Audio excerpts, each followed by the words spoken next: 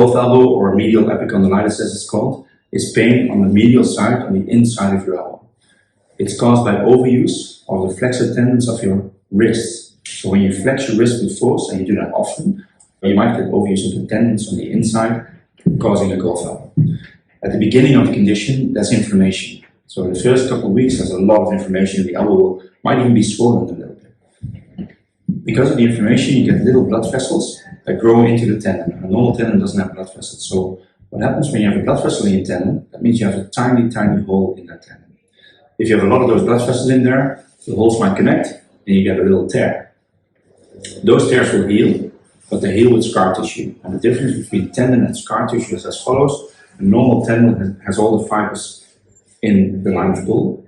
Scar tissue is chaotic. So some fibers might be okay, other fibers will be perpendicular to it, for example. And if you pull on this, you go crack, and you start anew with a new tear, and that's how a golf elbow can become chronic. We know that golf elbows heal by themselves in about 95% of cases, but it can take up to 2 years for it to heal. Stretching with physio has been shown to speed up the process, so you heal faster, but you don't heal better. Still 95% at 2 years.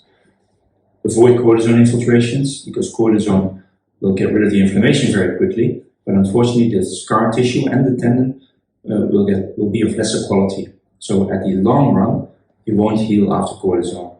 If you didn't get an injection, you might have healed. With injection, you didn't heal. Some patients end up getting surgery, and that's where the next part of the video is about.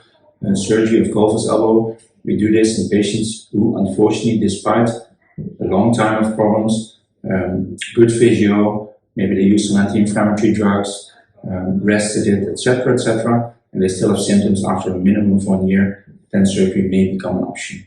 The ulnar nerve is here. Medial epicondylis is here. And then the muscles will be, the tendon will be there. Okay. Then incision. We do the incision away from the epicondyle because it's painful, but always in the direction of the muscle. So we do the incision here. So it's not on the epicondyle. The epicondyle is here. This is the tendon. The problem of the tendon is here. A slightly different color. It's quite clear, isn't it? So when you right where it attaches, it looks a bit more yellowish. So that's where the golf elbow is. So what we do is we bypass it, cut the tendon all the way. See this muscle there underneath? Go to the front because the pronate was one of the worst ones. Okay, and then go to the back. You have to be a bit careful here for the nerve. Okay, we're done.